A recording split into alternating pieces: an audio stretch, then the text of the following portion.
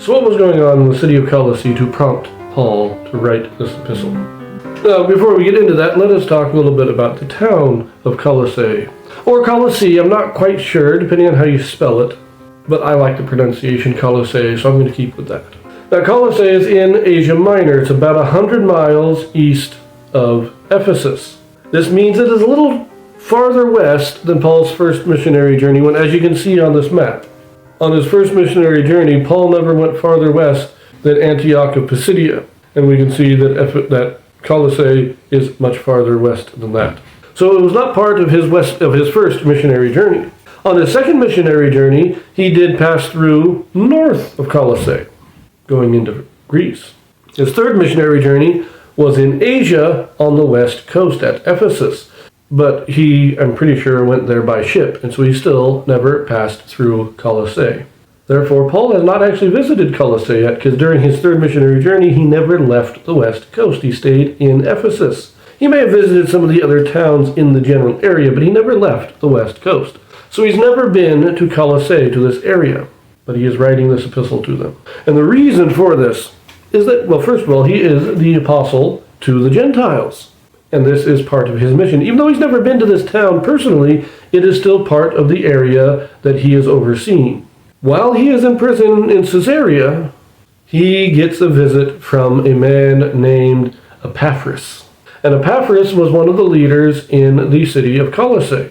Now, we've read about Philemon and Paul's epistle to him, and he was likely another leader in Colossae, but Epaphras is also a leader in Colossae. He comes down to visit Paul to inform Paul of some issues of doctrine that are rising in Colossae, some things that people are getting into, and he wants to know how best to deal with it. And so he goes to visit Paul, and Paul writes this epistle, sending it back by the hand of Epaphras to the people at Colossae to explain to them what their errors are. And it seems the three issues that he is dealing with here, which we will get into more detail in as we read in the epistle, is first, outward ordinances, making a big show of your worship. Second, the ascetic movement, meaning a kind of physical appearance of restricted living. I think that's the best way to put it. It's a restricted living, less food, less possessions, all that. And thirdly, a kind of almost worship of angelic beings. And as I said, we'll talk about that a little bit more when we get into the actual reading. But this is what Paul is addressing. Now again, this is while he is in prison in Caesarea. Now, it could be when he was in prison in Rome. All these epistles, there's a group of epistles called the prison epistles. And this is Philemon, Colossians, Philippians, and Ephesians. They're all written while he's in prison. Either in prison in Caesarea or in prison in Rome. We're not 100% positive. I'm placing Colossians and Philemon while he is in Caesarea. The other two, a little bit more ambiguous.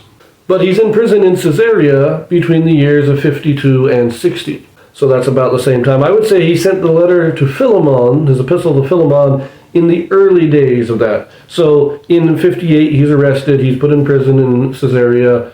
Onesimus meets him there, is converted. Sometime probably near the end of 58, he sends Onesimus back to Colossae with his letter to Philemon. In 60, probably, Epaphras comes down, talks with Paul, discusses the issues that are arising, and Paul then writes his letter to the Colossians, sending it by Epaphras back to Colossae, where Onesimus is now a full member in the congregation there, probably somewhat of a, maybe an elders quorum president kind of thing. So it may have been that in 58, when he sent the letter to Philemon, Philemon was the bishop or the branch president, and now Philemon has been released.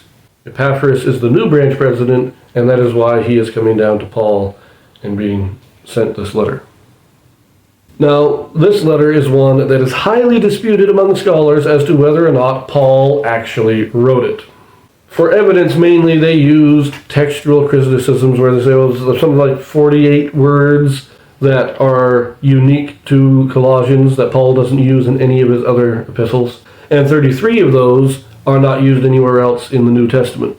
I think this is a rather weak argument because it is addressing things that are not directly addressed in any other place in the New Testament. So the words that it uses are going to be more specific to the issues at hand.